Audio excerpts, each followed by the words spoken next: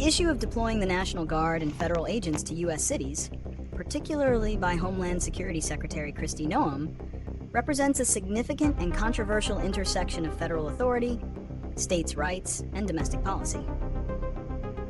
This action, often framed as a response to perceived public safety crises or a need for immigration enforcement, has ignited a fierce debate about the appropriate role of the military and federal law enforcement within local communities. A comprehensive understanding requires a detailed look at the stated reasons, the resulting consequences, potential future scenarios, and alternative solutions. Summary and analysis. The debate centers on the actions of the Trump administration, with Homeland Security Secretary Kristi Noem as a key spokesperson. The administration has ordered deployments of federal agents and National Guard troops, particularly to cities governed by Democratic officials, such as Washington, D.C., Los Angeles, and Chicago. While the president holds unique authority over the D.C. National Guard, deployments to states like California and Illinois against the wishes of their governors have sparked legal and political confrontations. The administration's justification for these actions is rooted in a narrative of rising crime rates and the failure of local leaders to maintain law and order, often describing these cities as in a state of crisis. Noem has publicly defended these actions, claiming that cities like Los Angeles wouldn't be standing without federal intervention. Critics, however, argue that these deployments are politically motivated, intended to undermine Democratic leaders and create a climate of fear. They point to data showing that crime rates in many of the targeted cities were already in decline, and that there are often higher crime rates in cities led by Republicans that have not been publicly targeted for federal intervention. The legal basis for these deployments remains contested, as it challenges the traditional understanding of the Posse Comitatus Act and the separation of powers between federal and state authorities. Reasons and consequences. The primary reasons given for the deployments are to combat violent crime, address immigration issues, and respond to civil unrest. Proponents argue that a strong federal presence is necessary to fill a void left by local leaders who are unwilling or unable to address these problems. The consequences of this policy, however, have been profound and multi-layered. Politically, they have exacerbated tensions between the federal government and individual states, leading to public clashes and threats of legal action from governors. Illinois Governor J.B. Pritzker has, for example, publicly pushed back against the threatened deployment of federal troops to Chicago, calling it un-American.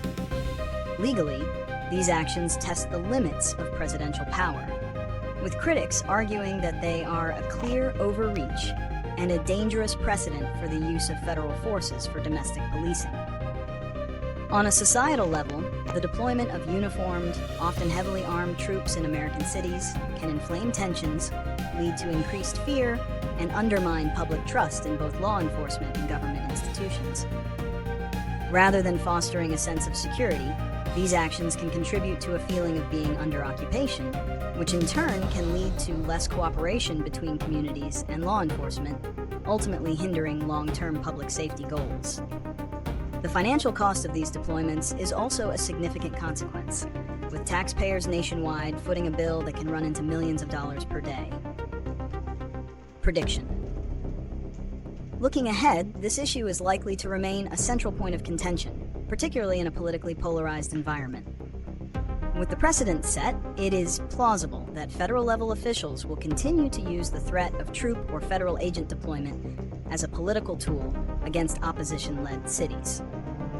This will likely lead to an escalation of legal challenges, pushing the issue to higher courts to more clearly define the boundaries of federal and state authority in public safety matters. If courts fail to provide a definitive ruling, the dynamic could continue to be defined by political rhetoric rather than legal precedent. Furthermore, while the current focus is on Democratic-led cities, the discussion has already begun to include Republican-led cities with high crime rates, suggesting that the issue could become a broader debate about crime policy rather than just a partisan talking point. A sustained period of such federal actions could fundamentally alter the relationship between the federal government and local communities, eroding the principles of federalism and local control. Addressing the underlying issues of crime and immigration without resorting to federal military deployments requires a shift in approach. One solution is to prioritize and invest in community-based violence intervention programs that have proven effective in reducing crime. Rather than a top-down federal intervention, these programs empower local leaders and community members to build trust and address root causes. Another solution involves increased collaborative communication between federal and state authorities. Rather than issuing threats of deployment, the federal government could offer funding and resources to local law enforcement agencies and social services, allowing them to implement strategies tailored to their specific needs. Additionally, congressional action is a critical component. Lawmakers could pass legislation, such as the proposed Limiting Emergency Powers Act, to create a more robust legal framework that clearly defines and constrains the president's authority to deploy federal forces for domestic policing without the consent of state and local officials. Ultimately, a lasting solution will not come from military-style intervention, but from a strategic, collaborative, and evidence-based approach that respects the principles of local governance.